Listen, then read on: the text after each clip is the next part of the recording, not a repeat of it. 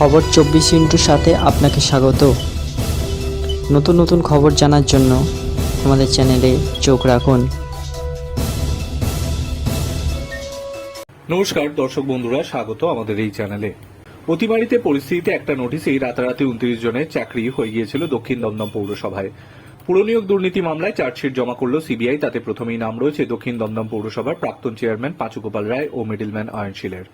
চার্জশিটে CBI উল্লেখ করেছে, অতিমারি পরিস্থিতিতে দক্ষিণ দমদম পৌরসভায় হঠাৎ করেই 29 জনের চাকরি হয়ে গিয়েছিল।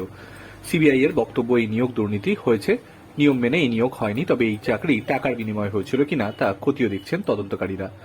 প্রাথমিক নিয়োগ দুর্নীতিতে প্রথমে গ্রেফতার হন কুন্তল ঘোষ, তারপর জেরা করে উঠে আসে শান্তনু বন্দ্যোপাধ্যায়ের নাম, আর সেই সূত্রেই উঠে আসে প্রমোটার অয়নশীলের নামও। তার অফিস বাড়িতে তল্লাশি চালিয়ে একের পর এক চাঞ্চল্যকর তথ্য উঠে আসে তদন্তকারীদের হাতে।